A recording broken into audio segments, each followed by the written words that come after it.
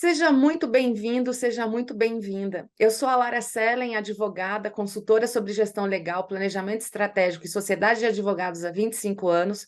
Sou sócia da Sellen Bertozzi Consultoria e autora de 19 livros sobre gestão legal. Esse é o programa Papo de Sócios dentro do podcast Áudio Legal no Spotify e do canal Mundo Jurídico do Futuro no YouTube. Ele é voltado para advogados e advogadas que querem saber mais sobre o funcionamento de bancas de advogados em todo o país. Nosso objetivo aqui é falar das transformações pelas quais passam a advocacia brasileira e os impactos para sócios e advogados.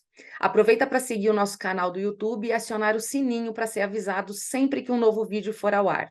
Então vamos ao nosso episódio de hoje. Eu vou conversar com Ricardo Brum. Ele é advogado há 22 anos, graduado pela Universidade Federal do Espírito Santo, especializado em Direito Tributário, Direito Civil e Processo Civil.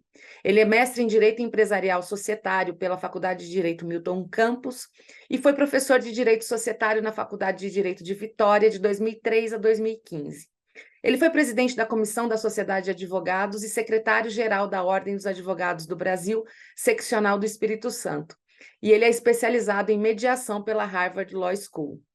Ele é sócio da Brum Kister Marques e Fragoso Advogados, uma banca oriunda da fusão de duas fortes advocacias capixabas que tem como propósito resolver o problema das pessoas para que elas tenham tempo e energia para fazer o que fazem de melhor numa advocacia voltada para resultados.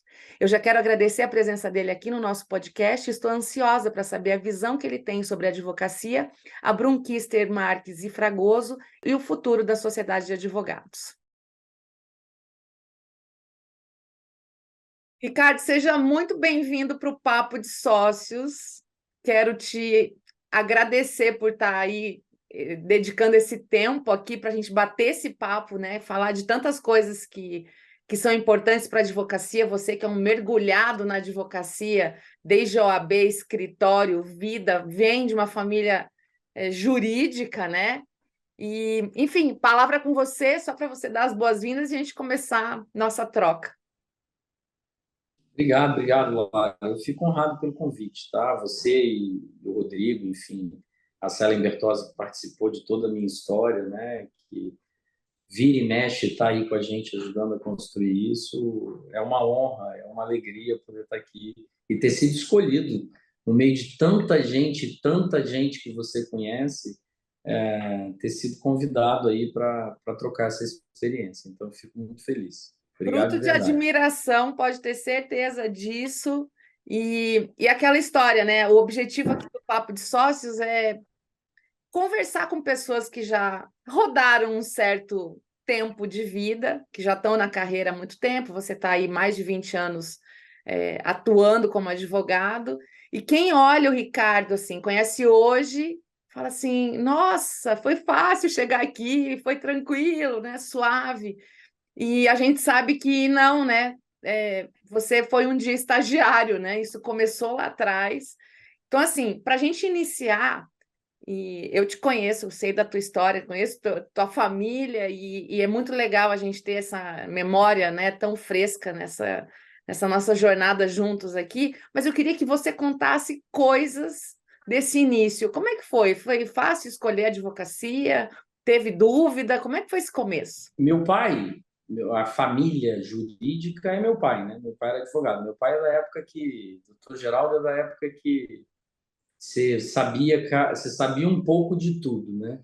Então ele fez um curso técnico de contabilidade, fez uma faculdade de administração antes de fazer direito. Então meu avô tinha um pequeno escritório de contabilidade que meu pai assumiu, mas logo em seguida foi contratado para trabalhar para um grupo e foi ser contador desse grupo empresarial. E enquanto contador, fez faculdade no final de semana. E aí na faculdade conheceu minha mãe e tal. Então, quando eu venho para o circuito, meu pai está terminando o direito, 76, né? E ele fica empregado e cria, eu e minhas irmãs, nós somos em três irmãos, ele fica empregado até 97. Em 97, eu estou no terceiro ano de faculdade. Aí, voltando assim, eu entro na faculdade de Direito, fiz um primeiro vestibular de medicina, graças a Deus não passei, mas fiz ainda no segundo ano. E aí, quando eu vou fazer cursinho, eu escolho fazer direito, porque eu trabalho com meu pai naquelas férias, né? Sempre trabalhei, mas trabalhava no consultório de médico da minha mãe. Eu fazia as férias da secretária no verão. E aí, quando a gente chega nesse último ano, que eu não tinha passado na faculdade de medicina, ao invés de trabalhar com minha mãe, eu vou trabalhar com uma amiga do meu pai. E aí eu acho que eu me encontrava melhor vendo aquilo que essa amiga do meu pai, que era advogada, fazia, do que vendo o que minha mãe fazia. E escolho fazer direito e faço direito. Mas passo na faculdade pública por segundo semestre. E aí minha tia, meu pai, pega, eu falo, ó, eu passei no vestibular em dezembro para começar a aula em agosto, setembro. Ele falou, não, você vai para o Rio. Minha tia tinha uma farmácia de manipulação e você vai trabalhar com sua tia.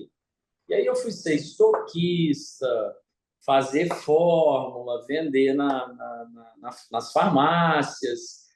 Aí fui cuidar do financeiro e etc, etc. Eu volto para ganhar um pouco de dinheiro, vou dar aula de inglês e vou fazer faculdade. E continuo indo para o Rio todo final de semana para trabalhar. O combinado com meu pai e com minha tia era que eu ia 3 finais de semana por mês.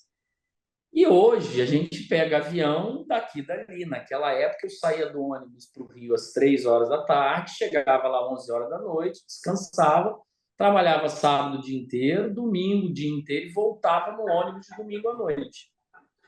Chegava aqui na segunda-feira para começar a ir para a faculdade, dar aula, etc. E por que eu estou contando essa história? Porque começa a faculdade e eu vou estagiar com um amigo de faculdade, mais velho, da idade do meu pai, Lourenço. E Lourenço, ele era administrador de empresa e dava consultoria administrativa em vários negócios. E eu vou ser estagiário dele. E eu chego à conclusão que eu queria ser empresário, que eu não queria fazer direito. Sabe quando aquela história que você diz? Só que o que acontece? Numa determinadas férias, o Lourenço falou, preciso te dar férias, eu vou te dar férias. Eu falo, cara, eu não quero férias, eu quero trabalhar. E ele fala, não, eu vou te dar férias. Aí eu volto para casa um dia e fico falando, bom, eu estou fazendo direito, meu pai não é dono de empresa. Então, essa história de ser empresário, eu preciso cair na real. E aí vira que meu pai fala assim, pai, eu vou arrumar um estágio. Se você não me arrumar com um amigo seu, eu vou arrumar com alguém. Ele fala, não, vai trabalhar com o Adriano. E aí eu vou trabalhar com um amigo dele que tinha um escritório. Isso aí nós estamos falando do final de 96, meados de 96.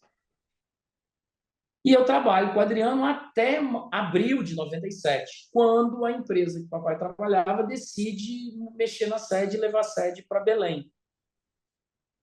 E aí meu pai falou, não vou levar, eu tinha 20, minha irmã tinha 18, minha mãe médica, enfim, toda a vida estabelecida. Ele fala, não vou para Belém. E aí eu vou fazer o quê? Vou montar um escritório de advocacia. E aí eu digo, opa, esse é o meu cavalo arriado. E aí a gente monta o escritório de advocacia no meu quarto. Meu pai, que ganhava, hipoteticamente, 10, passa a ter uma remuneração fixa de 1,5. E a gente, enquanto família, vive aquele estresse de agora, e agora, e agora. A gente monta o escritório no meu quarto, porque não queria assumir custo e tal. Hoje a gente fala de home office como sendo algo normal. Naquela época, você não tinha coworking, você não tinha nada. Você tinha um computador de mesa e uma impressora no meu quarto e o resto era na batalha. E ali a gente começa. Então, essa empresa que ele trabalhava traz o primeiro contrato, né, que era esse contrato de 15% daquilo que ele ganhava. E aí ele procura as relações dele, consegue um ou outro contrato, e naquela época eu boto na minha cabeça que o que tinha necessidade de acontecer era a gente conquistar clientes. Então eu boto na minha cabeça que eu tinha que vender. E aí eu ia para os meus colegas de faculdade, que eram filhos de empresário, e falava, pô, deixa eu conversar com seu pai, que a gente está montando um escritório e tal. E ali a gente vai começando. Isso, você é acadêmico ainda. Acadêmico. A gente monta aí, enfim, a gente acaba comprando uma sala pequena, né? Bota, era meu pai, eu, e aí a gente contrata, ao invés de contratar um estagiário, a gente contrata um advogado. Por quê? Porque como eu era estagiário, eu não podia fazer audiência sozinho. E na época a gente tinha que fazer civil, trabalhista, etc, etc. Então a gente convida, na época, um xará meu, o Ricardo. E o Ricardo, a gente ia para as audiências, ele sentava do meu lado e eu fazia audiência, porque o contato com os clientes era transmitido do meu pai para mim. Então eu tive essa facilidade dele me abrir as portas do relacionamento e como sempre fui muito abusado, eu acabava dizendo, não, eu vou fazer, eu vou fazer. Então, eu me lembro de situações em que eu briguei com juízes trabalhistas e eu era estagiário, não podia nem assinar as atas. E aí a coisa vai começando, vai começando. E esse todo começo, ele é muito difícil, né, Lana? Assim, não é fácil. Então, eu me lembro que nos primeiros anos, a gente dizia assim, não, vamos trabalhar sem folga e sem final de semana até a gente botar as coisas em dia. E aí a gente, num determinado momento, falou assim, cara, nós estamos trabalhando há 7 meses, todo sábado e todo Esse um domingo, dia ele não vai chegar assim, né? Não, não é e a assim. gente não botava em dia. E aí, num dado momento, a gente falou, não, pô, vamos dar uma descansada, vamos parar esse final de semana. E aí você vai, as coisas vão dando certo, aí você contrata uma pessoa, aí você chama para ser estagiário. Aí eu chamei o Leonardo, que hoje é o Marques do escritório, né? Foi nosso primeiro estagiário. E aí depois veio o Rodolfo, que está com a gente há 20 e tantos anos, veio a Alessandra, que ficou 12, 13 anos, todos eles você conheceu. E aí a gente vai montando o time, montando a estratégia. Hoje aí nós somos em 40 advogados, 60 e tantas pessoas, 65. Você sabe que, E aí assim, a gente olha para trás. ouvindo essa história, e talvez muitas pessoas que assistam esse nosso papo estão no começo da carreira, né? E essas dúvidas iniciais, elas são muito naturais. Se a pessoa já não nasceu lá e está com 6 anos e fala assim, vou fazer medicina, vou ser médico e leva isso para o resto da vida, e você é influenciado, a mãe de um lado, o pai de outro, universos completamente diferentes, o quanto que é legal você experimentar, né? Você vai, experimenta, vê, testa, vê, compara e as coisas vão seguindo e de repente você, tendo teu pai convivido com empresa há tanto tempo, você de alguma forma tocado em empresa em algumas situações, seja a farmácia, seja o consultor, né? E você forma um escritório empresarial, né, Ricardo? Desde o início, ele com essa pegada de visão empresarial. Não que não tivesse um ou outro caso, pessoa física ali, mas a essência do escritório é empresarial, né? Na verdade, assim, a gente não escolheu isso, né? Meu pai, o primeiro cliente era a empresa que ele trabalhou durante 20 anos. A segunda era a empresa que ele tinha trabalhado durante 10 anos. Então foram os dois primeiros clientes. E aí uma coisa puxa a outra. Sabe, Lara, assim, eu tenho uma crença é que a gente perde muito tempo tentando tomar decisões e o que que eu quero. Eu vejo, às vezes eu converso com jovens advogados, com os meus alunos, converso com não sei se eu faço trabalhista ou se eu faço isso, eu gosto disso, eu gosto daquilo.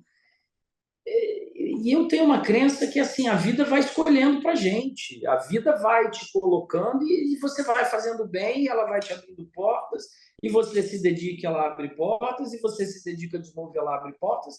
Quando você acorda um dia, você construiu uma trajetória. Então eu não virei e disse assim, eu vou, sabe, fazer. Eu não tinha essa opção. Enquanto família, a gente tinha que acordar cedo e batalhar e não sei o quê, porque tinha que pagar conta, tinha que manter padrão de vida, tinha que fazer as construções. Então, não foi um negócio assim que eu acordei um dia e disse: vou ter um escritório empresarial.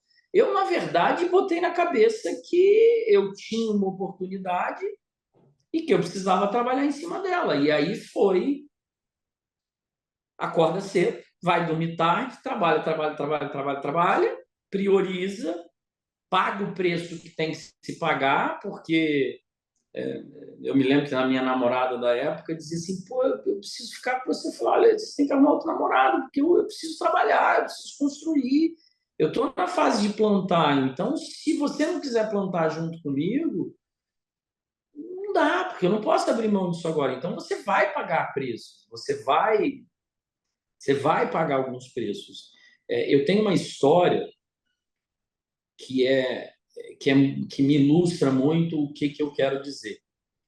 Eu já era um pouco mais velho, já tinha um apartamento na praia, mas eu devia ter 29, eu ainda era casado, primeiro casamento, eu separei com 32, então eu devia ter 28, 29, um pouco mais, um pouco menos. Eu tô com um casal de amigos na praia, num sábado, perto do Ano Novo. E aí eu recebo uma ligação de um cliente me chamando para almoçar na casa dele, que era próximo, numa cidade de praia próxima de onde eu tinha um apartamento. E aí eu viro para essa amiga que trabalhava comigo e falo assim, fulana, vamos, eles convidaram, você trabalha junto com eles e tal, e tal, e tal. Aí ela falou, minha mãe fez não sei o quê, e tarará, tarará. Virei para mim, então, esposa, e falei, e aí, vamos? Ela falou, não vou não. Aí eu falei, então tá bom, eu vou. Saí da praia, peguei o carro e fui almoçar com o cara. Quando eu chego em casa à tarde, a, a conversando com minha ex-esposa, ela vira e fala assim: fulano falou que quem tem que fazer isso de ir almoçar lá é você, porque você é sócio. Aí eu olhei e falei: pois é, na verdade não é isso. Eu sou sócio porque eu faço essas coisas. Eu não faço essas coisas porque eu sou sócio. Eu sou sócio do escritório porque eu desde sempre me dispus a fazer essas coisas. Porque se eu não tivesse me disposto, o cara não ia estar ligando para mim, o cara ia estar ligando para o meu pai. Então, se ele está ligando para mim, é porque eu já fiz esse processo de transferência daquilo que era o meu pai para mim. Então, assim, isso foi uma das coisas que ilustrou. Então, as pessoas, os jovens têm dúvida, eu digo, cara, baixa a cabeça, o que você tem na frente faz muito bem, faz mais do que os outros, porque as portas vão se abrir. O seu chefe vai olhar para você e vai dizer, pô, esse moleque é diferente. Vamos abrir essa porta, vamos não sei o quê, vamos... Ou o cara com quem você está lidando vai abrir essa porta para você. Mas a vida vai abrir as portas desde que você acorde cedo, faça mais do que os outros, faça bem, se dedique, parará, parará, parará. Não canso de repetir. 1 hora a mais por dia durante uma semana não muda nada. 1 hora a mais por dia durante um mês não muda nada. 1 hora a mais por dia durante um ano talvez comece a criar alguma diferenciação. 1 hora a mais por dia por 10 anos te coloca num patamar absolutamente diferente. Então, é isso. Ninguém vê, todo mundo vê as cachaças que eu bebo, ninguém vê os tombos que eu levo. É bem por aí. Então, assim, ninguém vê e ninguém sabe que eu tive que pegar um avião domingo agora, com 20 e poucos anos de estrada. Eu largo minha família, pego um avião domingo, 6 horas da tarde, porque eu precisava ir para Maringá para fazer uma visita técnica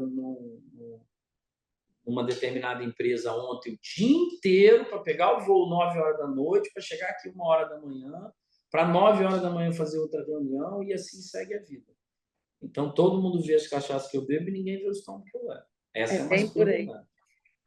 Eu acho que tudo isso que você está falando faz tanto sentido, porque a gente que circula em muito escritório tem sempre aquela coisa assim, né? O sócio, e aí eu já queria entrar que a gente conversasse um pouco sobre o escritório, como ele está hoje e tal. Como existe uma demanda grande quando você é bom no que você faz e que você, né, tem esse espírito de volume de trabalho de qualidade, que naturalmente o retorno vem, 2 mais 2 igual a 4 nessa conta, né? Não tem como falhar. A fórmula mágica do trabalho bem feito e do trabalho em volume faz com que você tenha realmente um retorno, né? E aí o desejo é falar assim, poxa, vamos ampliar a equipe, vamos. E eu assisto muito esse movimento de vou apostar nesse advogado, nessa advogada, vou fazê-lo sócio, por exemplo, esperando que ele, depois de assinar um papel, ele comece a se comportar como tal. Não existe isso, né? A pessoa ela é antes de ser, né? Ela tem que manifestar essa independente de qualquer coisa, ela vai ser, e naturalmente que quem está em volta reconhece e acaba colocando no lugar certo, né? Como é que você É, vê isso? É bem isso aí. Clara, é aquilo que eu falei da história da advogada lá na Isso. praia no final de semana, dizendo assim: eu não vou fazer porque eu não sou sócia. O dia que eu É for ele que é sócia, sócio, talvez tem que eu fazer. resolva. Então, agora, assim, é muito interessante porque a nossa história de escritório, ela. E hoje eu passo por um momento, assim, eu tenho 47. Quando a gente montou o escritório lá no meu quarto, Quarenta e meu sete pai tinha. advogados, né? Você não tem 47 anos. Não, Vamos deixar claro, assim, tem. só. Não, eu tenho Ah, você está quarenta com e 40. sete Meu anos. Deus, Ricardo. Socorro Tô já. velho. É. Não vamos entrar nesse mérito, não, Lara, Ah, eu achei que era porque 47 advogados. Falei, não, não. Hoje deve ser 41, 40, beleza, deu 42, quase um. 39. Eu já nem acompanho mais com tanta precisão. Mas o fato é, eu tenho 47. Quando a gente montou o escritório lá no meu quarto, quando eu contei, meu pai tinha 47. Então eu começo a viver algumas coisas profissionais e lembro daquilo que ele sim, que eu imaginava que ele estava sentindo e como é que eu me sinto hoje, então eu faço algumas reflexões. E eu mudei muito, especialmente de um tempo para cá. Eu apostei muito em algumas pessoas junto comigo desde o início, tá? Então apostei muito no Leonardo, que está comigo desde 99, então já vão para 24 anos juntos. O Rodolfo, que entrou em 2001, 2002, a Alessandra, que entrou em 2000, ficou com a gente até 2017, 2016. Então, assim, a gente tem uma relação estável. E essas pessoas, elas se tornaram sócias muito cedo. E elas também passaram por um processo de amadurecimento e uma necessidade de amadurecer. Eu, a gente aqui no escritório, e até antes da fusão, e eu chego na fusão, a gente trabalhava com sócio-serviço, sempre trabalhou e sempre teve a crença de que a atividade que a gente tem demanda com que as pessoas se sintam responsáveis, porque ela é uma atividade evidentemente de pessoas. Tá? E a gente acha que qualquer coisa que você possa fazer para criar um vínculo e uma necessidade, um desejo de comprometimento, ela deveria ser feita. Mas, em 2008, a gente faz um acordo de sócios em que meu pai sairia da sociedade com 70 anos. Quando meu pai está chegando nessa fase, eu olho para dentro do escritório e digo assim: bom, sem ele, como é que ficam as características das pessoas que montam essa sociedade? E quando eu faço esse olhar, eu achei que a gente devia tentar uma coisa diferente. E eu passo por um processo de fusão com o Caio Custer, que você também conhece, que vocês também assessoraram, e a gente faz o processo de fusão. E eu já tinha assessorado empresas em fusões, aquisições, etc. Mas quando você vive essa realidade, você descobre. Para mim sempre foi intangível cultura. A gente fala muito, mas o que é na prática a cultura, né? E eu fui descobrir o que era, na minha percepção, depois que eu fiz a fusão. Cultura, para mim, hoje, é o modo que a gente faz as coisas que já está enraizado e que a gente nem percebe e a gente nem discute, porque a gente já sabe que é assim. Então, a gente não discutia regime de férias e de descanso há anos. Há anos. A gente não discutia quando o escritório fecha, quando o escritório não fecha, se não fecha. Faziam mais de década. porque a gente já tinha isso enraizado, decidido, funcionado e tal.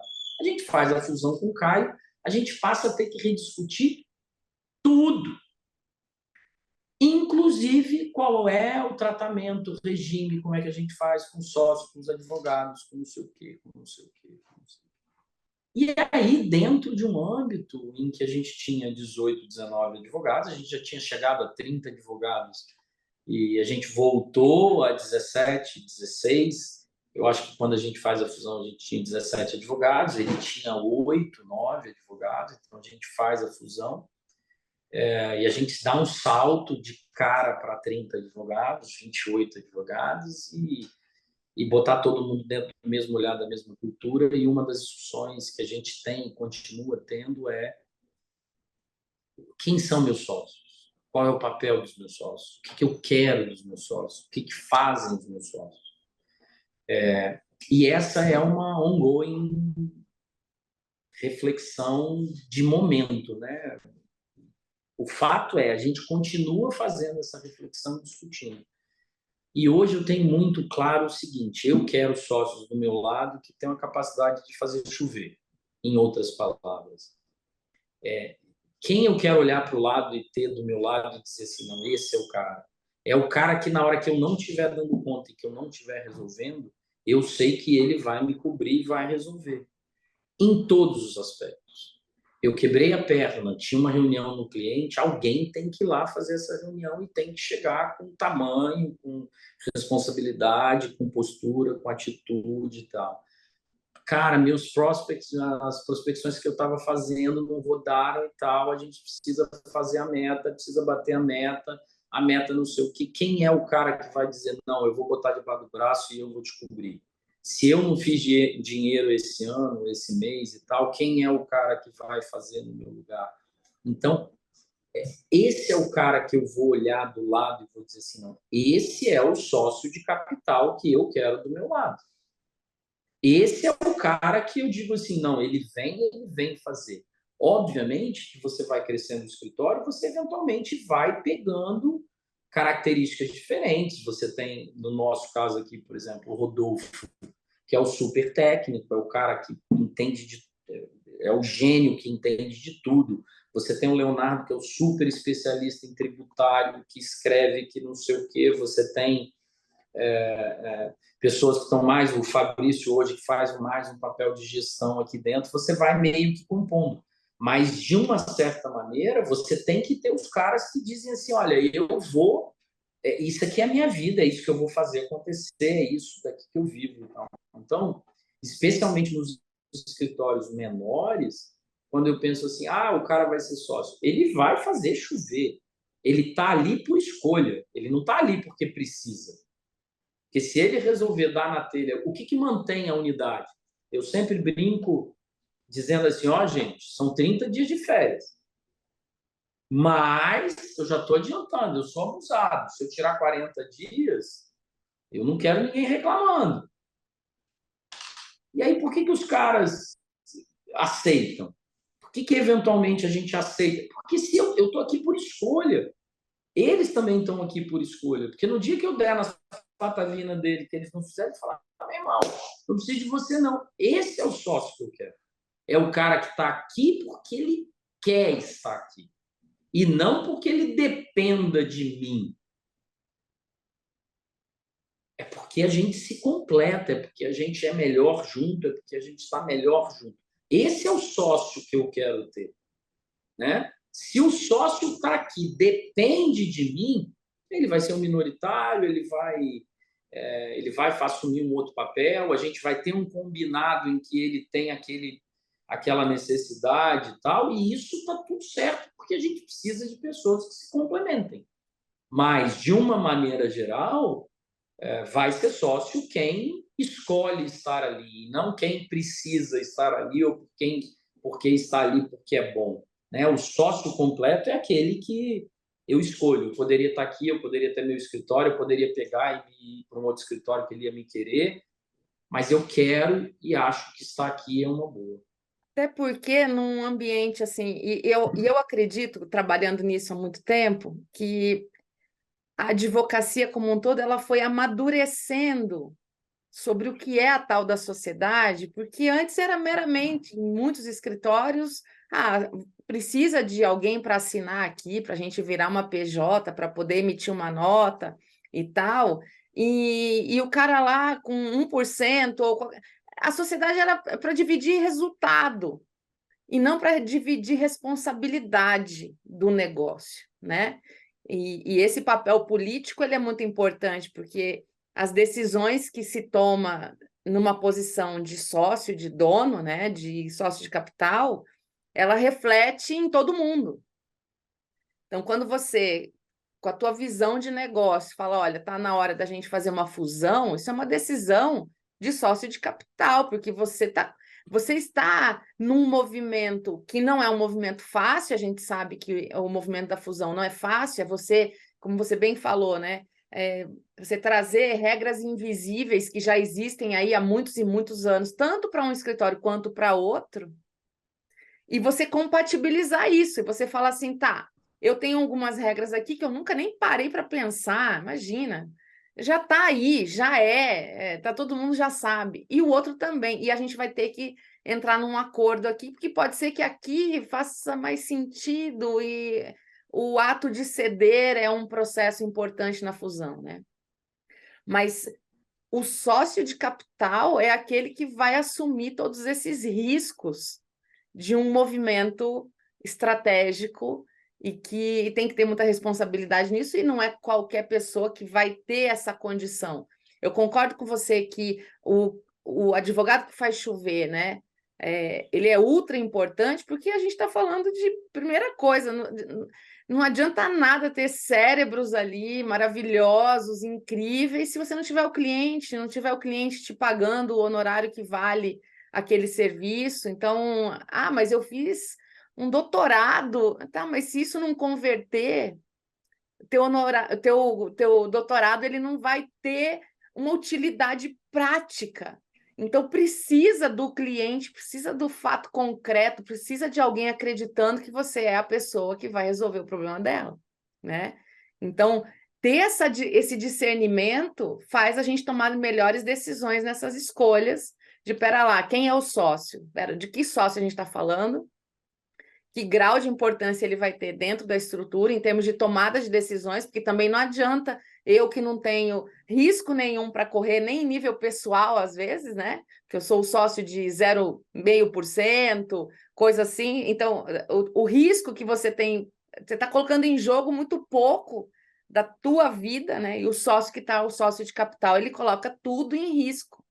Ele está colocando o patrimônio dele, muitas vezes, em risco numa decisão, né? Então, a gente está num processo de evolução, e você, como você é especialista em societário, você vê isso nos outros, né, acontecendo, empresas familiares, que a gente vê como é que funciona, enfim, nem todo mundo tem esse colocar a pele em risco pela sociedade, e significa correr atrás e trazer mais comida para dentro, né? Eu tenho uma abordagem do Rainmaker, né, que eu falo, olha, a gente tem que... Vai ser muito difícil ter essas 4 habilidades num mesmo CPF ou numa mesma OAB, né? Ele tem que ser um finder, então tem que estar o tempo todo farejando o negócio, tem que estar o tempo todo de radar ligado, informado, etc. Ele tem que ser um binder, porque também não adianta a gente conquistar o cliente e eu não manter esse cliente. Então, eu tenho que fazer o processo de manutenção, ir lá para o jantar, é no 1º de janeiro? Você está fazendo manutenção, você está dizendo para o teu cliente, você acertou na escolha, eu estou aqui do teu lado, eu estou aqui para a gente conversar, tem coisa para a gente fazer. Mas eu também tenho que cuidar da minha equipe, porque também a coisa vai crescendo. Se eu não tiver pessoas que estão alinhadas ali para fazer a parte técnica, também a coisa desanda, porque a gente não dá conta de tudo. Além disso, eu preciso ser um minder, né? Tem que tomar decisões estratégicas jurídicas. Vem um caso, e aí? Tem que ter o cara que sabe fazer, que tem a especialidade. E você tem as decisões de gestão também. E aí, troca de software? Vamos mudar tudo? E aí, vamos criar uma controladoria? E aí, vamos fazer o que com a grana? Vamos fazer um orçamento? Não vamos gastar tanto.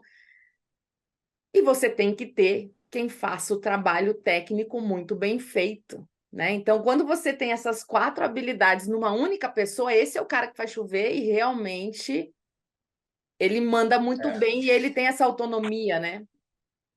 Como é que você vê? Assim, Lara, assim,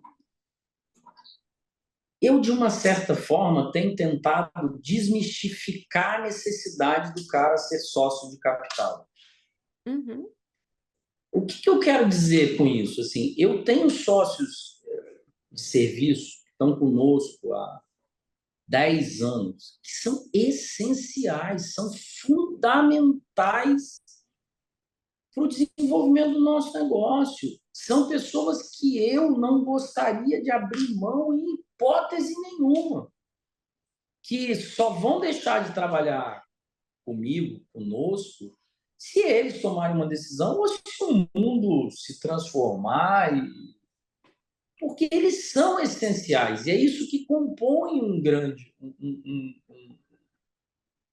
um escritório sólido, de tempo, saudável, etc. É você, de uma certa forma, reconhecer o potencial que as pessoas têm. E aí eu coloco isso, de uma certa forma, para dizer assim, eu não sou contra e não acho que a gente não deva ter sócios que tenham características específicas. Um minder, um finder, um binder, e etc, etc, etc. Mas se eu pego um jovem e digo assim, o que você precisa fazer para ser sócio? Eu vou te dizer assim, você precisa se tornar essencial no sentido de dizer assim, cara, eu estou aqui porque eu escolho estar aqui, não é porque eu preciso estar aqui. Porque se eu não... Esse cara, ele é dono da sua própria vida e ele naturalmente vai ser um sócio completo. Mas eu acho que é muito difícil e é muito efetivamente difícil você encontrar as pessoas que tenham todo esse perfil. E normalmente são aquelas pessoas que você olha e diz assim, não, aquele é o dono do escritório. Agora, mesmo que hoje digam assim, ah, você é o dono, ou você e o Caio, o Léo e o Pedro são os donos, ou você e o Caio são os donos, a gente não faz isso sem esse time, sem essas relações de 20 anos, sem as relações, etc, etc, etc. E aí eu acho que a gente tem que também, de uma certa forma, especialmente como o escritório vai fazendo, dar uma desmistificada do que é esse negócio de sócio-capital, do que é, qual é o percentual que eu tenho, qual é o percentual que eu deixo de ter, desde que o nosso combinado ele seja justo com todo mundo. Então, eu brinco dizendo assim, o cara que é um minder, que é um cara foda técnico, ele vai ter a relevância dele, e até porque se ele é muito bom tecnicamente, a chance que ele teria de sentar a bunda numa cadeira e fazer um concurso público é enorme. Então, ou eu pego e digo assim, cara, você não precisa fazer isso, você pode ficar comigo, porque você está bem remunerado, você está avaliado e você ainda tem chance de ter uma estilingada de vez em quando, etc, etc, etc. Ou ele vai buscar um outro caminho. Agora, ele não vai olhar, e ele que tem esse perfil, não vai olhar e vai dizer assim, é, eu quero olhar e vou olhar o quanto você está ganhando, o quanto o outro está ganhando, porque o perfil é diferente, os modelos eles são diferentes. Então, assim, o que compõe um escritório estável e de futuro, na minha percepção? É essa composição de quadros. E aí eu falo especialmente dos jovens, assim, cara, esquece, não tenha pura e simplesmente como objetivo ser sócio de capital. Tenha como objetivo encontrar o seu caminho e se tornar essencial para que você tenha condição de escolher estar ali. Eu vou citar, né? A gente tem aqui o Felipe Lima, é um sócio de serviço, o cara está com a gente há 10 anos e é um cara que eu diria assim, irmão, tudo que você bota a mão você faz bem, os clientes gostam de você. Então, enquanto você quiser, você vai estar aqui com a gente. Porque você. E a gente tem a obrigação de dar a ele a perspectiva. Se ele se tornar um Rainmaker, ele vai ter o espaço dele no capital. Se ele se tornar um Minder, daqueles absolutamente essenciais, eventualmente a gente cria e abre um espaço para que ele seja sócio de capital, mas eu não acho que ele tenha que olhar e dizer assim, se eu eventualmente não me tornar sócio de capital, isso significa que eu tenho que buscar um outro caminho, uma outra solução, porque eles não estão abrindo espaço. Não, pode ser simplesmente porque a gente não viu a necessidade de que você tenha que empregar dinheiro para comprar uma participação ou para não sei o quê, que você simplesmente está ali, está super bem remunerado, está sendo valorizado, está com o seu papel definido, está fazendo aquilo que você precisa. Então, eu, de uma certa forma, tenho trabalhado até dentro de mim para desmistificar essa história de ser sócio de capital. Porque é aquilo que você falou. No dia que você perde um prazo, e tem três tipos de escritório, né? Os que já perderam, os que vão perder e os que mentem. Então, assim, a gente está no primeiro, a gente já perdeu, mas no dia que você perde um prazo, cria um problema que pode gerar uma responsabilização grande, é que você vai descobrir assim o que é de verdade ser sócio de capital. Então, às vezes, não precisa, Não, e não não precisa precisa ter isso como mesmo. uma única saída. Não precisa mesmo. E é bem isso, né? A gente sabe o quanto é difícil encontrar num único CPF ou numa única OAB todas essas habilidades, né? Mas quem está hoje no comando, eu acho que enxergar os talentos dentro dessas habilidades, e aí, lógico, é uma questão de amadurecimento, inclusive, das pessoas, porque eu já conheci muitos super técnicos, que eram jovens super técnicos, e o tempo vai passando, as questões, a vida vai passando, e ele vai descobrindo ali algumas outras habilidades que ele nem sabia que tinha, e ele se transforma num grande finder e soma as duas coisas. Enfim, a vida ela é dinâmica, né? Olhando sob o ponto de vista da sociedade, obviamente que pensando em futuro, pensando em perenidade, como você já vem aí dentro de um caminho, né? De a, a vivência do teu pai na advocacia já fez uma sucessão, e daqui a alguns anos vai acontecer a mesma coisa com você, com o Caio, né? Então tem toda uma jornada para acontecer, claro, ela não é programada, porém precisa de alguns skills aí para poder falar assim, tá, quem vai conseguir sentar aqui e tocar o barco adiante, né? Vai ter alguém, invariavelmente vai ter alguém, mas olhar lá na frente e já começar a plantar essas sementes, eu acho que é interessante. Eu vejo muito vocês fazendo isso, né? A gente tenta. Quando a gente fez a fusão, eu e o Caio, a gente dizia o que a gente quer. A gente quer construir um escritório perene, para que alguém, quando eu chegar na idade do meu pai, ou um pouco antes, esse alguém eventualmente venha e faça aquilo que eu acho que a gente fez com o doutor Geraldo. E aí, só para fazer uma colocação, hoje nós somos em 9 sócios de capital, né, entre os 40 e tantos, e minha irmã mais nova, Cristina, também está aqui. Minha irmã mais velha, minha irmã do meio, né, Patrícia, é sócia do Snell Limmer, né, em Los Angeles, um dos, se não o maior escritório da costa oeste, meio oeste americano, né, 600 e poucos advogados, 700 advogados, algo do gênero. Então, assim, a gente acabou trilhando e tem um pouco de experiência de todo mundo. E essa história de perenizar, de transferir e tal, Lara, qual é a reflexão que a gente faz hoje? Nem sempre isso significa que você vai ganhar mais dinheiro agora.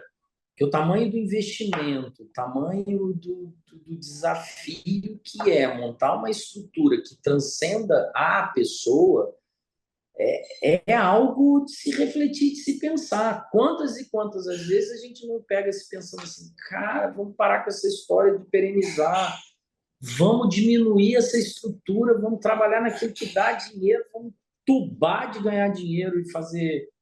E que perenizar que nada, na hora que a gente acabar, acabou e tal. E esse dilema entre o olhar de curto prazo e o olhar de crescimento para o longo prazo, ele é permanente. E ele é permanente nas decisões. E às vezes você toma a decisão de cresce, outras vezes você toma a decisão de não faz isso, você vai vivendo dentro da dinâmica. E você rever planejamento estratégico uma vez por ano para dizer, cara, como é que foi? É isso mesmo que a gente quer? E está se questionando, é extremamente importante. E eu acho que isso é uma das coisas que o Caio trouxe pro, depois da fusão, e é muito mérito dele, essa inquietude de pegar e dizer sempre e permanentemente, cara, e aí? Para onde nós estamos indo? Tá certo? Para onde nós estamos indo? Tá certo? Para onde nós estamos indo? Tem hora que chega da vontade de virar para ele e falar assim, cara, pelo amor de Deus, me deixa viver um ano achando que a decisão que a gente tomou está certa, para que eu não tenha que ficar rediscutindo o futuro a todo momento. Mas ele tem essa inquietude e isso é muito bom. É muito bom, porque a gente está o tempo todo revendo e indicando, olha, para onde a gente está indo, tá certo? Para onde a gente está indo, tá certo? E tem uma coisa que eu ouvi de um amigo empresário que eu nunca tinha ouvido e eu fiquei reflexivo. A gente foi fazer um evento juntos sobre M&A, ele recebeu um investimento e a gente o assessorou, então a gente estava trocando ideia com várias pessoas, e ele falou assim, porque o pai do Ricardo uma vez me disse algo que eu nunca esqueci, que é, na dúvida, cresça. Então, eu ouvi isso e falei, caraca, isso meu pai não me falou, eu não me lembro dele ter dito. Então, é uma reflexão e a gente, de uma certa forma, tem adotado isso. Tem dúvida? Tem. Cresce. Tem dúvida? Tem, mas cresce. Então, a gente vem dentro dessa ótica e a gente tem uma perspectiva de futuro de seguir crescendo, talvez numa velocidade menor daquilo que a gente cresceu desde a fusão, nos últimos 2 anos e meio, mas o objetivo é seguir crescendo, abrindo espaço, pegando jovens e dando oportunidade, vendo quem são as cabeças, quem são aqueles que estão dispostos a pagar o preço, fazendo o nosso papel de tentar estimular o crescimento. Não, show de bola. É isso aí. Na dúvida, cresça. E, querendo ou não, se você pode até não ter ouvido isso do teu pai, talvez diretamente, mas é o que, no teu caso específico, né? Até seria legal chamar o Caio aqui para um papo também, que ia ser bom ver, ouvi-lo, né? Porque ele também tem uma outra história, uma outra jornada, né? Na dúvida, cresça. E você vem fazendo isso desde lá de trás, né? Na dúvida, cresça. Na dúvida, vamos assumir responsabilidade. Na dúvida, vamos ser estagiário, contrata o outro Ricardo ali, vem comigo para audiência, você está crescendo o tempo todo, e isso acaba imprimindo um jeito de fazer que você vai passando para a tua equipe também, né? Na dúvida, cresça também, né?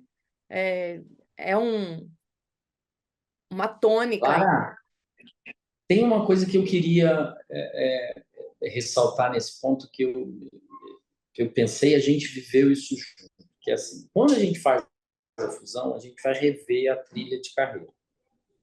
A gente, inclusive, começa esse trabalho com você. E dentro desse desenvolvimento, alguém vira para mim e diz assim, mas Bruno,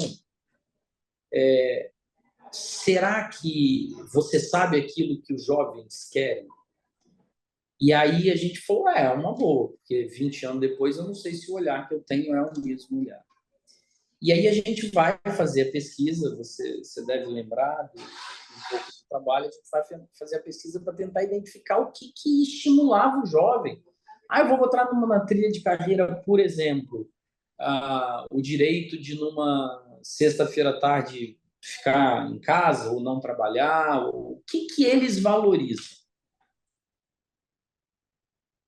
E você sabe o que eu descobri?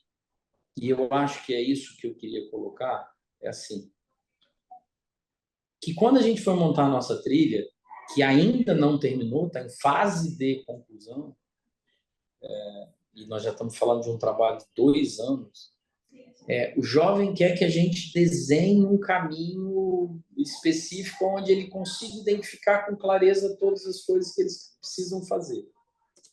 Ele quer uma trilha. Tem que fazer isso, tem que fazer isso, tem que fazer isso. Se você fizer isso, você vai chegar lá. Como se não houvesse nessa construção subjetividades. E isso não existe. Ninguém consegue saber desenhar uma trilha que seja perfeita, infalível e que vá chegar e que vá dar ao jovem. Então, o jovem que entra numa determinada estrutura, tem lá um plano, uma trilha, um plano de carreira, chame do jeito que for. E, cara, você tem que fazer mais, você tem que fazer diferente, você tem. E a minha fala é sempre o seguinte: quem faz as mesmas coisas do mesmo jeito atinge o mesmo objetivo, o mesmo resultado. Então, a trilha ou o eventual caminho é um orientador mais jovem. A crença é assim: você tem que fazer mais, você tem que olhar. Ah, não é uma competição, você tem que saber trabalhar em equipe. Mas, de uma certa forma, se você está olhando e está dizendo assim, eu estou tendo os mesmos resultados que o outro, você não vai, você não vai ter o destaque. Então, sabe, é assim, eu confesso para você que eu ainda não sei o que que passa e o que que sente e o que que pensa o jovem lá de 20, 23, 24. Às vezes a gente conversa com esses jovens do escritório e eu pergunto, cara, mas o que que vocês... E eles também não sabem. Até porque não tem como Então, saber também, né? Como saber? Como você vai adivinhar como é que vai estar a sua vida daqui 10 anos? Como você falou, tem isso. muitas suscetibilidades no meio do caminho, né? Tem muitas subjetividades, tanto de um lado quanto do outro. Então, a trilha são, eu acredito assim que a trilha ou o plano são pistas, não são garantia de caminho, são pistas, são sugestões de ideias ali que também, se surgir algo muito novo e que demonstre trazer um grande resultado e que eventualmente não estava ali traçado, o que importa é o resultado e não necessariamente a tal da trilha. Tem que ser só um direcionador, é só uma pista, é só uma luzinha, uma lanterninha, né? Concordo.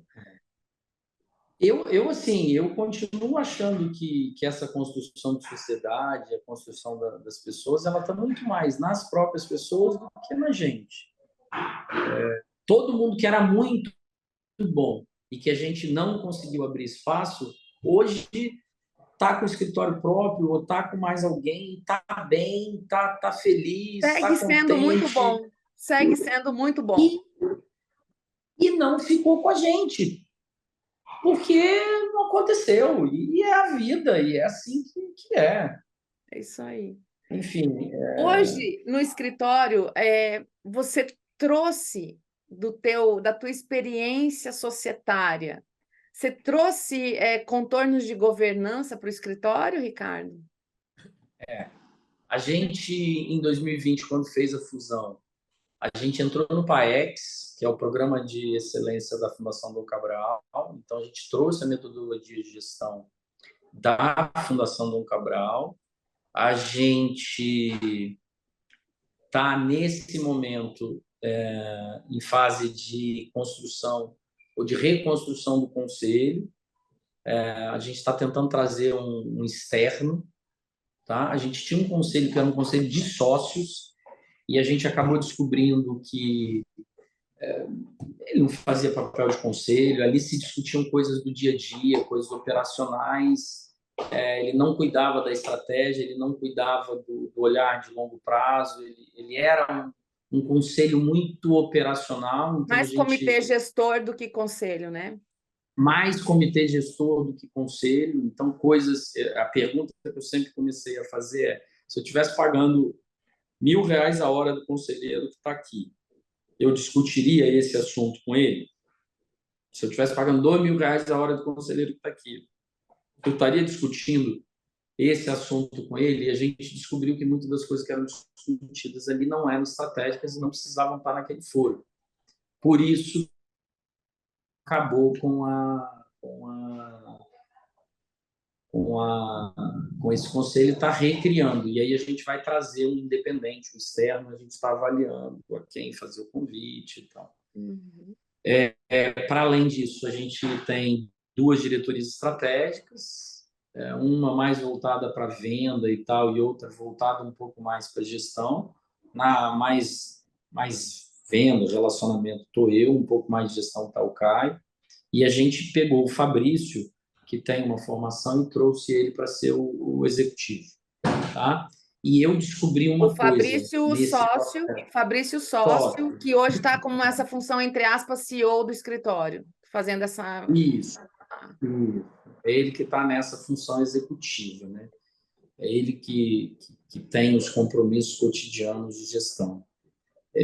Obviamente, a gente acaba fazendo, eu, o Caio e ele, muitas discussões, mas eu tenho a cada dia descoberto que eu adoro ser advogado. Adoro, mas não me pede para ficar olhando a meta de produtividade, quantos processos tem por advogado, quantas peças, qual é a peça, número de peça média, o cara que está no contencioso um pouco mais de massa, a gente não tem massa, no modo de dizer, mas como é que está a produtividade, não sei o que, como é que está o nível de excelência, não me pede para ver se o coordenador fez a avaliação técnica dos coordenados, se as peças, que eu não dou conta. Não dou conta. Não tem problema nenhum em sair no sábado de manhã para ir fazer uma reunião com o cliente de relacionamento e tal. Mas esse apuro da gestão de um escritório um pouco maior não é para mim. E que Não dou conta alívio de fazer. descobrir o que faz você fazer melhor o teu trabalho, né? Que alívio que é isso, tendo pessoas que também fazem muito bem o seu trabalho na posição certa também, né? E isso dá o alívio, é essa, né, que faz com que você fale assim, me deixa aqui que eu sei que lá está sendo bem cuidado, que lá está sendo bem tocado e está perfeito, né? Muito E eu bom. acho que é a dor do crescimento, é você saber que você vai ter que confiar, que você vai ter que entregar, que as pessoas não vão fazer do jeito que você faz. E ok. E é assim.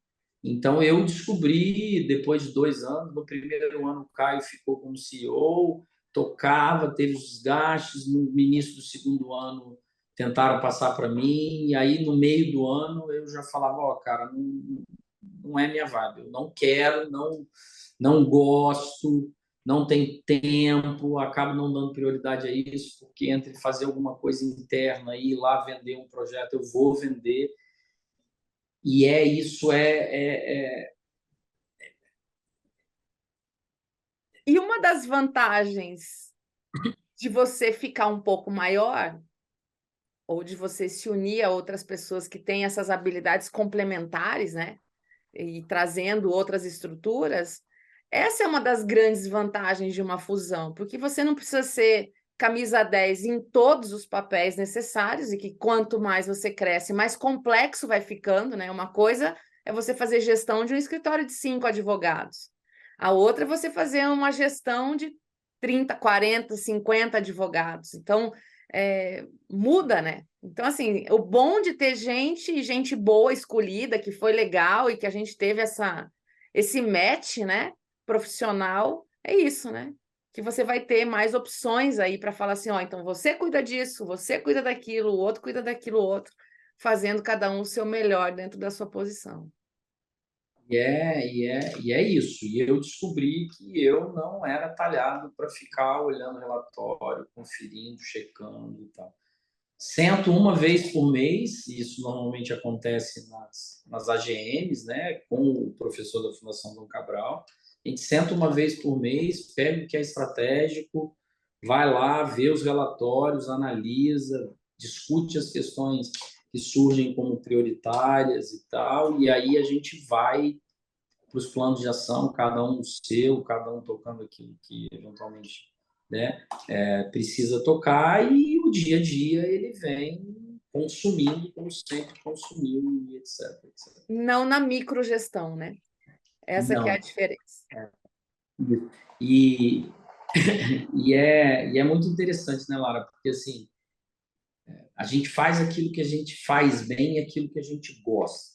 Se você consegue transferir aquilo que você não faz bem porque você não gosta, você tem tudo para caminhar no bom caminho, você tem tudo para estar tomando a decisão correta. E É. acho que hoje a gente, depois de 2 anos e meio e tal, a gente está muito mais maduro. A gente olha, eu e o Caio, às vezes a gente discute com o Léo, com o Pedro, mas eu e o Caio a gente discute isso com muito mais frequência, dizendo assim, cara, a gente tem um monte de problema. Tem um monte de resquício de problema ainda da fusão, um monte de coisa que precisa alinhar. A gente acha que alinhou as coisas e às vezes as coisas ainda não estão alinhadas, tem 2 anos e meio. Mas quando a gente olha o que a gente já fez, meu Deus, sozinhos a gente ia levar muito, mas muito mais tempo para chegar aqui. Muito mais tempo. Que bom, né, Então, chegar a essas conclusões, né? Porque aí você fala, é isso que vai te dando essa sensação de, poxa, na época, pode até ser que você não tivesse todas as certezas se ia dar certo ou não, porque é um casamento.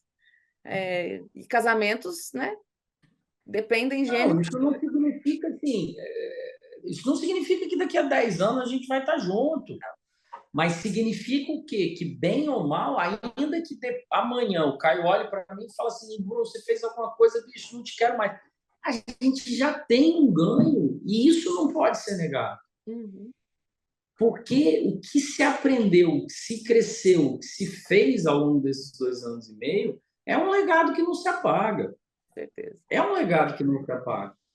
Então, a decisão não é mais. A gente até brinca assim, vamos separar e voltar ao que era. Não, a gente pode até separar, Mas voltar ao que era, mas voltar ao que era nunca mais. nenhum nem outro. Esquece. Nenhum nem outro. Esquece. É uma outra vida, é um outro caminho. E aí são escolhas que você faz todo dia. Casamento. A gente tem as diferenças? Óbvio que tem. É óbvio que tem. Mas eu escolho porque eu acho que é o melhor, que é o mais estável. E do alto dos seus 47 anos, a gente, nessa fase, a gente escolhe melhor as guerras que a gente quer lutar, né? Tem algumas que não valem a pena e você vai tirar de letra ali. E a coisa, a maturidade, ela é boa por conta disso, né? Porque você vai falando assim, olha, tem briga que vale a pena brigar, tem outra briga. E, cara, vamos entrar num processo mais leve aqui de fazer as coisas, né? Porque senão tudo vira ponta de faca e aí o casamento não dá certo, porque realmente, né? E não só assim, a gente, enquanto sócios, toma decisões também de brigas que não vale a pena. Você quer um exemplo? Eu nunca mais vou ser candidato a presidente do AB. Nunca mais. Nada como passar pela situação. Nunca mais. Então, assim, e isso é uma decisão de escritório, de negócio e tal. Você, enquanto negócio, você escolhe as brigas e o caminho, você decide aquilo que é estratégico, o que, que você quer e o que, que é bom e tal. E sócio bom é aquele que concorda e que chega à mesma decisão em 80% das vezes, e que em 10% você vai ceder, e que nos outros 10% ele vai ceder. Se em 100% das vezes alguém tiver que ceder, vai dar problema, Uhum. né? Então, eu acho que a gente É tem uma dança, isso. né? Uma hora um Né? passo para cá, um passo para lá, e a coisa vai criando mais liga, né? E lógico, todo o aperfeiçoamento que a gente tem como pessoas e como profissionais acontece com base em relação com o outro. O crescimento com a relação com o diferente, e no caso de uma fusão, existe um diferente, porque quem estava na estrutura, tanto do Caio quanto sua, já estava acostumado, né? Já tinha uma zona de conforto ali. Todo mundo já sabe os defeitos de todo mundo já sabe É isso. dos perrengues do passado, todo mundo já sabe as histórias de cada um. Quando vem um E diferente, de uma certa forma, eles já não competiam, porque já tinha meio estabilizado. Aí você junta todo mundo com gente já dá diferente. uma. Opa, peraí, ninguém mexa no meu queijo, peraí, o que eu tenho que fazer? Que eu tenho, como que eu vou me comportar em reunião? Aí vem uma série de outros amadurecimentos, né, das próprias relações. Nossa, ficaria conversando com você aqui, assim, muitas horas, né? Porque a gente começa e esses assuntos são muito bons, né, Ricardo? Sabe como que eu queria que você fechasse, assim, para a gente poder agregar mais valor ainda a quem assiste? A gente está aí já às portas de 2030, né? Não dá para ignorar alguns fatos que já estão acontecendo hoje, que possivelmente vão ter impacto na vida profissional e na vida das pessoas, tipo, tecnologia, inteligência artificial, um mercado ainda em muito crescimento, porque não tem um freio, né? O mercado jurídico crescendo, você tem aí apontamentos de economia que vão para um lado ou para o outro, e isso mexe com a vida das empresas, das pessoas e tudo mais.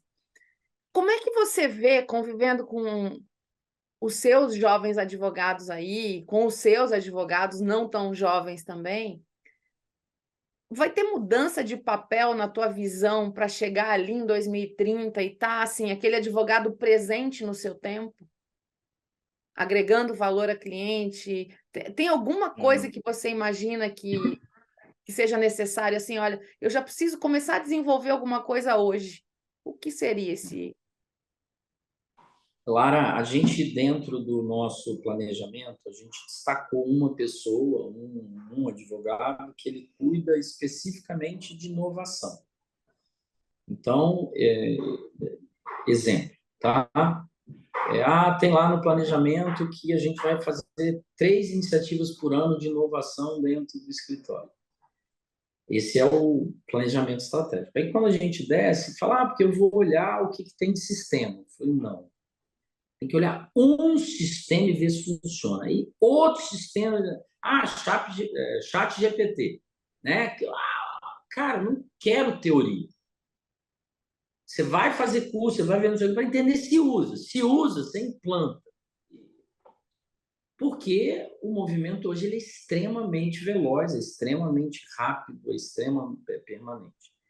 E um dos grandes desafios de qualquer jovem advogado, especialmente, não é saber o que está bombando agora.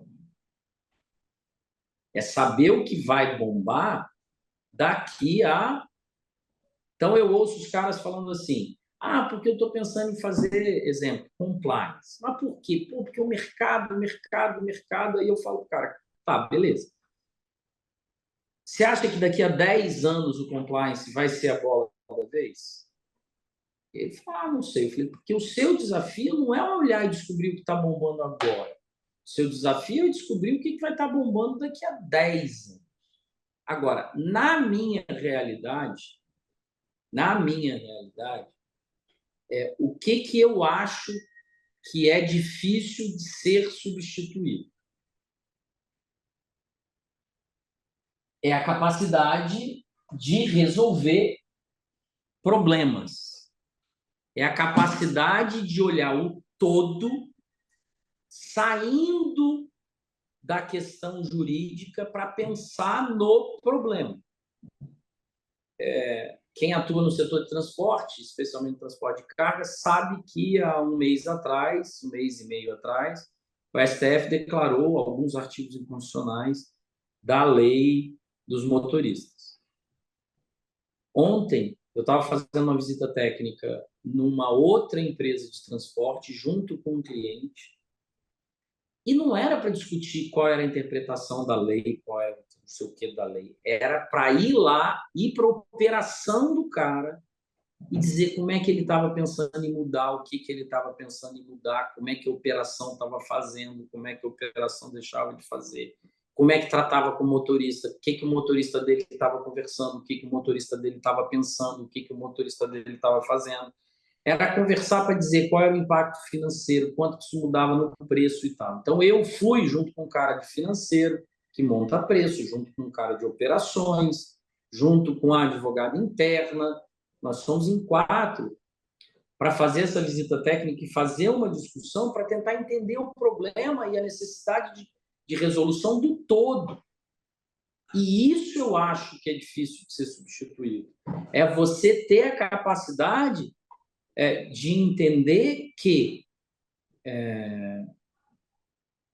os problemas eles não são resolvidos única e exclusivamente pelo direito. Porque esses aí você bota no contencioso e o juiz vai dar uma solução qualquer. Mas eu acredito que a justiça vai ficar mais rápida, eu acredito que a justiça vai utilizar a inteligência artificial, eu acredito que a gente vai começar predizer qual vai ser a decisão a partir de análise de jurimetria, etc, etc, etc. Eu acredito que a gente vai ter no contencioso, à exceção de casos muito fora do padrão, a necessidade de criar distinguish, criar distinção, não sei o que, para não cair lá na sentença automática do caso, etc, etc. Eu acho que a gente vai ter que reaprender contencioso. Mas eu acho que o diferencial que o advogado empresarial vai precisar continuar tendo é essa capacidade de olhar o contexto como um todo para enxergar as consequências econômicas, operacionais, de preço, de tratamento de RH, de não sei o quê, para aqueles problemas que são mais complexos. E isso você eventualmente não vai resolver sozinho, você vai resolver montando time, tendo o especialista dessa área, o especialista daquela área e tal.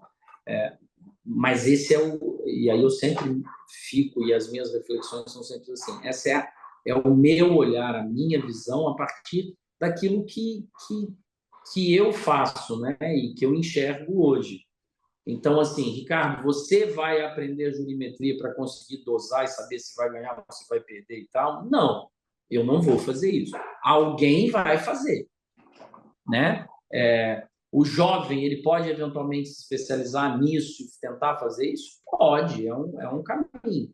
Agora, eu continuo achando que o diferencial é saber lidar com esse olhar de todo e tal, porque essa é a grande dificuldade que eu enxergo. A grande dificuldade que eu tenho de formação com os advogados é sentar numa sala de reunião com o diretor de uma empresa, ter a capacidade de ouvir o problema e enxergar os desdobramentos em mais do que uma área.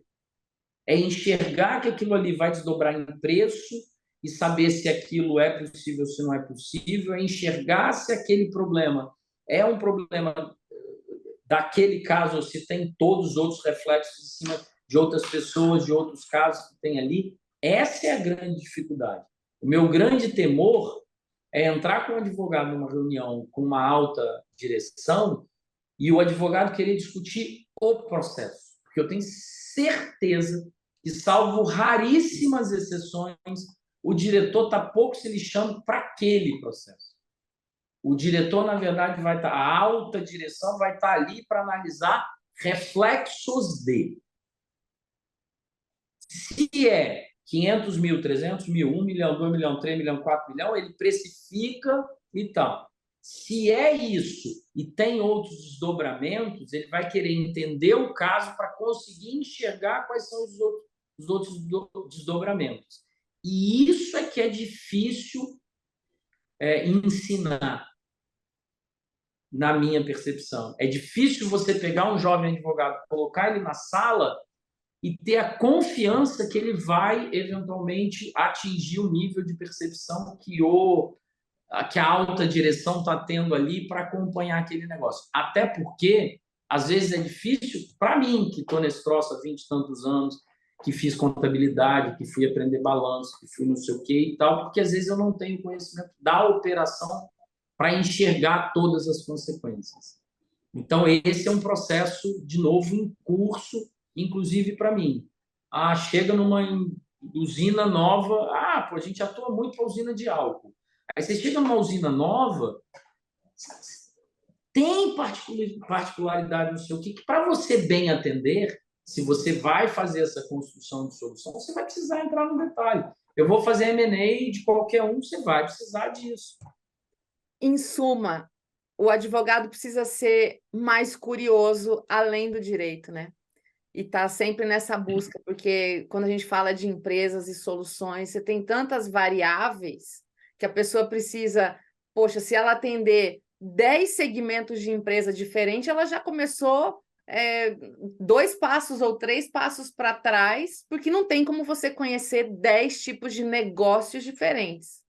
Então, acho que talvez que a gente pudesse deixar aqui de um primeiro dever de casa. Eu sou um jovem advogado, estou começando a minha carreira, eu já sou um velho advogado, já sou sênior aqui e quero entregar mais para o meu cliente, sai do seu escritório e vai lá, né? E não vai lá discutir um processo. vai lá conhecer a operação, Vai de calça vai lá ver jeans. quais são as dificuldades, vai de calça jeans. Qual é o... Eu vou tentar lembrar aqui de um caso. Enfim, teve um caso recentemente que a gente estava discutindo, e aí envolvia uma questão de terra, ou de... E aí, num dado momento, eu falei assim, não, gente, para, vamos fazer uma coisa. Eu vou lá no lugar e aí a gente volta a discutir. Eu quero ver, eu quero saber do que vocês estão falando, que eu não consigo entender. E isso é difícil de ser feito. Olha, Ricardo, Esse aprendizado é esse difícil. processo, ele realmente, assim, eu sei que a gente já está alongando, mas eu acho que você falando disso, quando eu fui uma jovem advogada dentro de uma empresa de energia, e eu era responsável pela toda a parte do direito do consumidor, então eu ia fazer audiência à noite, enfim, aquela história do começo lá de 97, 98, por ali. E a gente só perdia as ações de reclamação de, enfim, conta de luz, não sei o quê, taxa de religação. E um dia eu falo assim, gente, eu não aguento mais perder e eu não entendo nada disso daqui. Eu botei minha calça jeans, fui lá no laboratório da empresa e falei assim, eu preciso de um relógio. Não, não pode tirar relógio daqui em metro, não sei o que. Eu falei, eu não sei o que vocês vão fazer, mas eu preciso de um relógio. Convenci os meninos lá, os engenheiros, e eu chegava na audiência com um relógio debaixo do braço e a minha pastinha do outro. E eu falei assim: esse juiz vai entender o que, que é um relógio, como é que conta, como é que deixa de contar, porque tem coisa que é só vendo, senão o direito ele fica muito teórico, são muitas palavras para explicar uma coisa que poderia ser explicado enxergando, né? Então, acho que E é fazendo tudo muito uma intangível, né, lá? Às vezes as coisas super, são intangíveis. Em super. 2002, essa empresa que ontem eu visitei, eu já estou com elas há 21 anos, ela teve um acidente em que foram 32 mortes, 3 paraplegias, foi assim, terra arrasada. E a gente sabia que a culpa não tinha sido do motorista da empresa. Só que, como você tinha uma situação lá em 2002, de muita gente humilde, muita gente com dificuldade, famílias que perderam pais e tal, não sei o que, alguém entendeu que tinha que botar alguém para pagar a conta. E aí você vai explicar a dinâmica, você tem perícia, tem não sei o que, você sabe o que a gente fazia?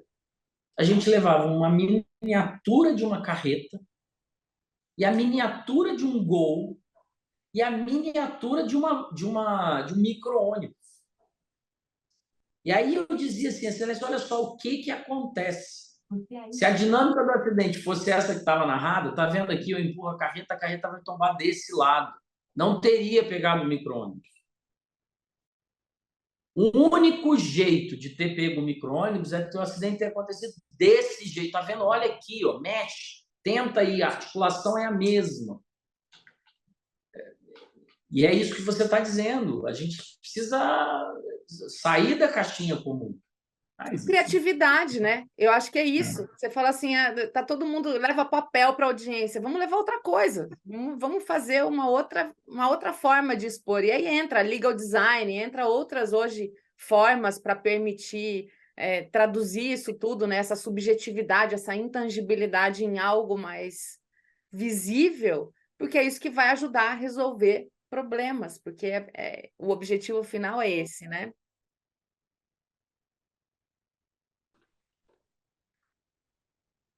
Não adianta que o futuro a gente vai ter que trazer diferenças, né, Ricardo? E eu acho que é isso que vai fazer com que possa-se ser advogado em 2030, estando presente no tempo, né?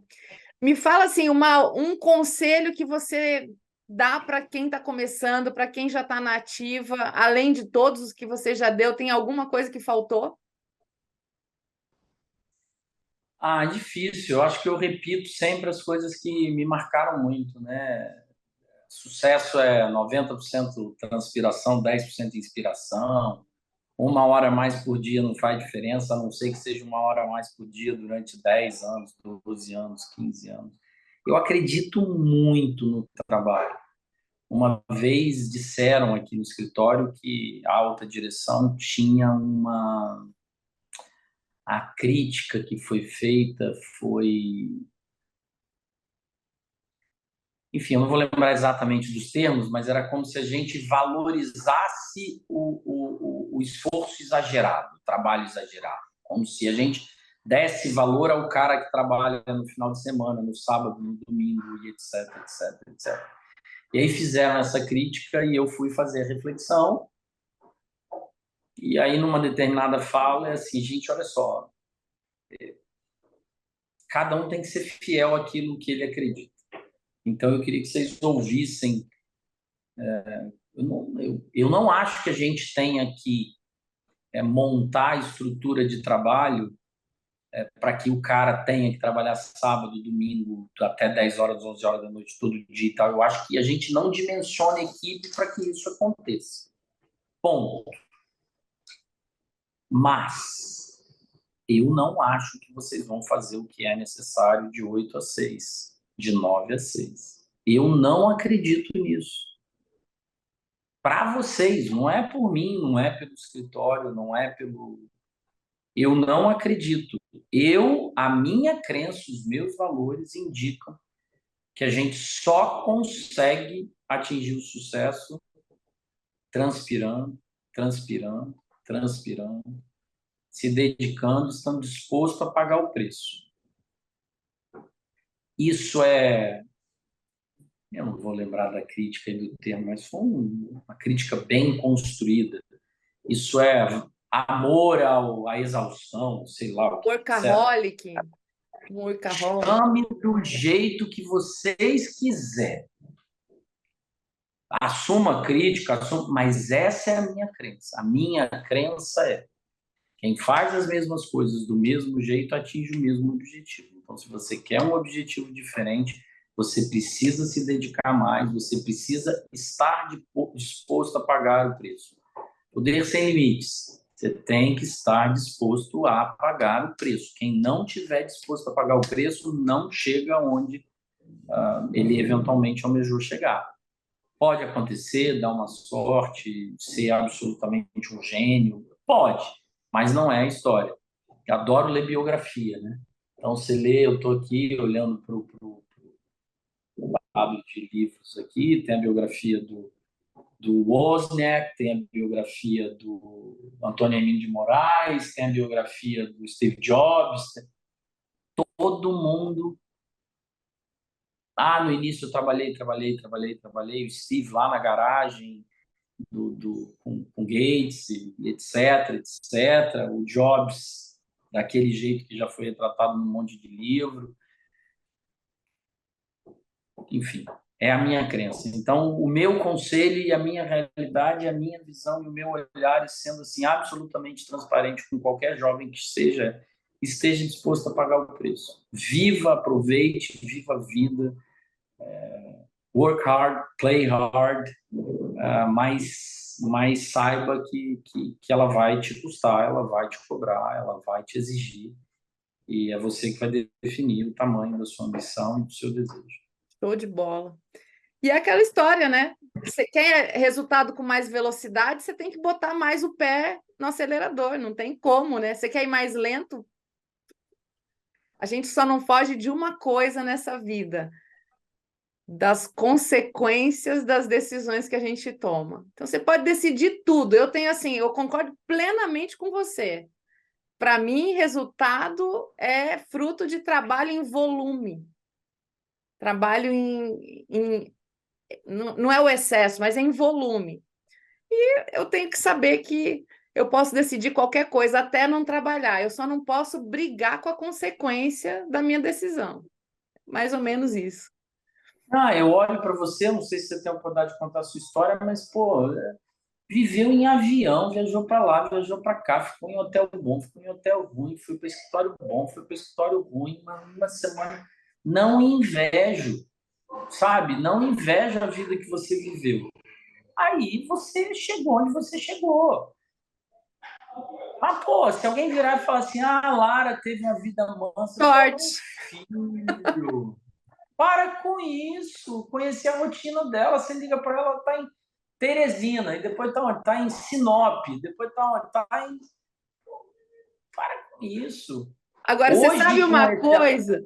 Uma coisa que hoje, eu com essa acho que... modernidade toda, Lara, você deve até sentir falta dos cartões de milhagem da. Olha, Né? assim, o meu carro não tem farol de ré. Eu gosto de olhar sempre para frente. Eu acho que o tempo de estar lá nos aviões, etc., foi legal, era o que precisava fazer, a gente foi e nunca correu da raia. Hoje são outras realidades, são outros desafios e a gente vai se adaptar às novas situações sem perder o volume, né?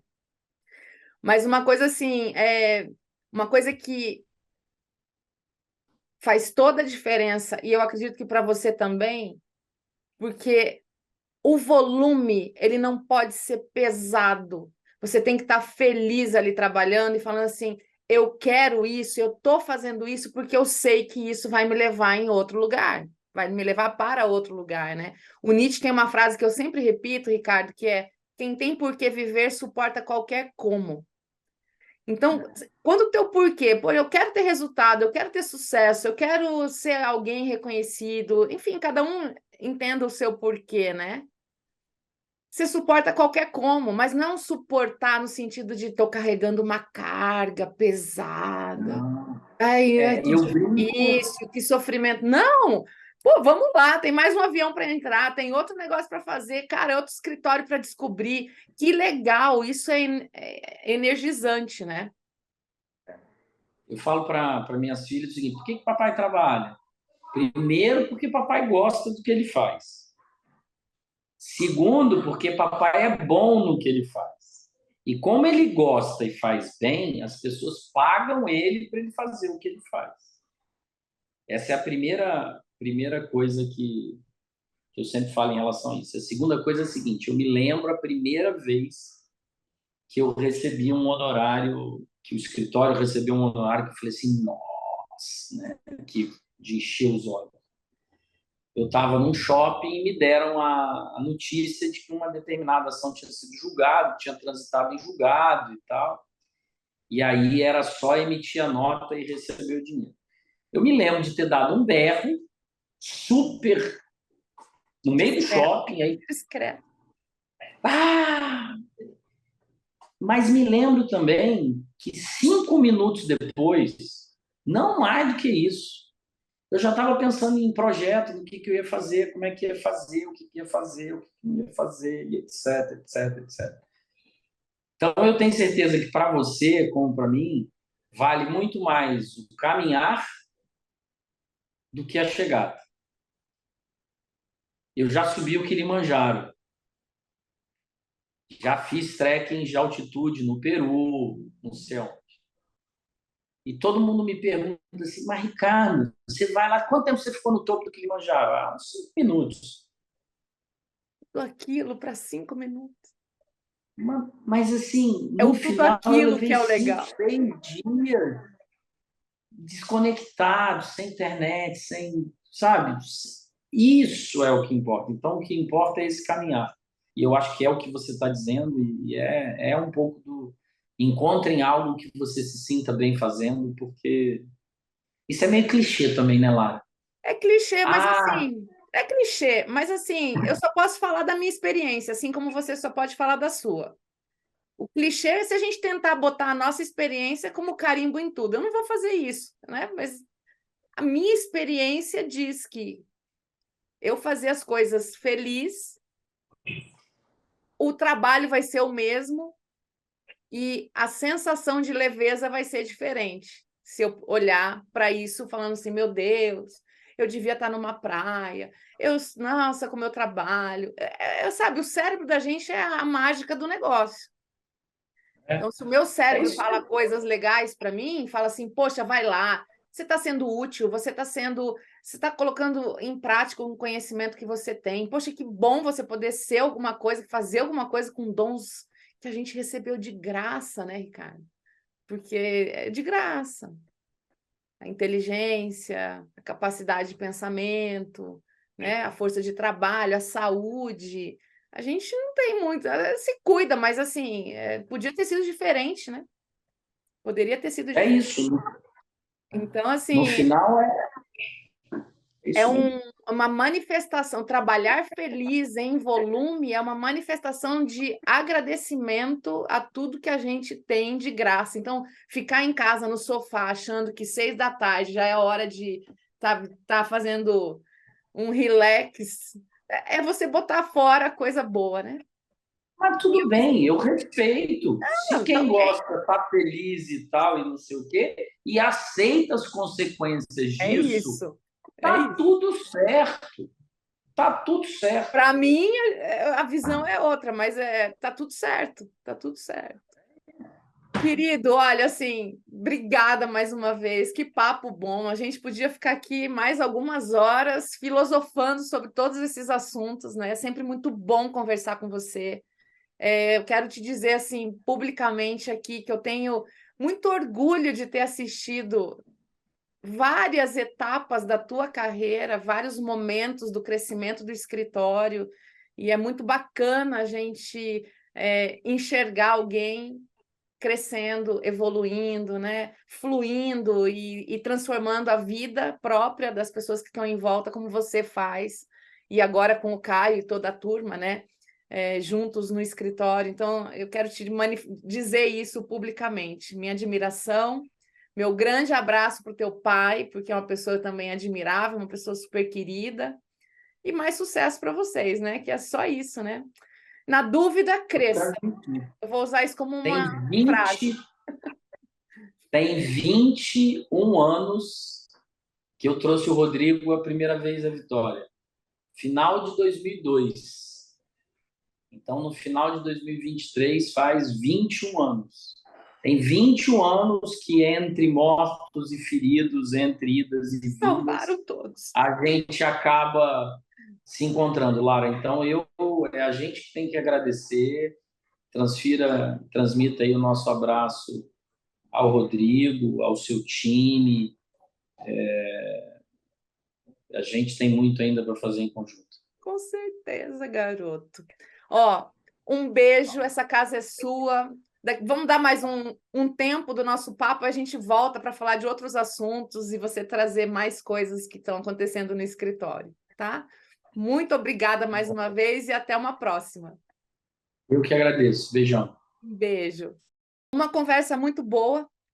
Ricardo, ele tem uma visão que eu gosto muito, que é essa coisa de dedicação ao trabalho, de visão comercial, de entrega realmente a fazer o melhor para o seu cliente. Eu acho que esse papo foi muito bom nesse sentido. Eu quero, mais uma vez, agradecer a tua presença aqui e te dizer para você se inscrever no podcast Áudio Legal do Spotify, no nosso canal Mundo Jurídico do Futuro, no YouTube. Já trago um colega advogado, já mostra para ele nesse nosso programa para que ele possa assistir também. Não se esqueça de se inscrever no canal e acionar o sininho para receber os nossos próximos conteúdos. Se você quiser trazer seus comentários, trazendo as suas impressões sobre a sociedade de advogados, a vida de sócios, entre outras questões que você queira trazer, nós ficaremos muito felizes em te ouvir e vai ser um prazer te receber por aqui. Te convido também a nos seguir pelas redes sociais. É só pesquisar os nossos nomes, o meu, Lara Selen, a Selen Bertozzi, e do nosso convidado Ricardo Brum, no LinkedIn e no Instagram. No próximo episódio, nós vamos conversar com outro sócio fundador ou sócia fundadora, então acompanhe os próximos programas que vão ao ar a cada 15 dias. Um grande abraço e até lá!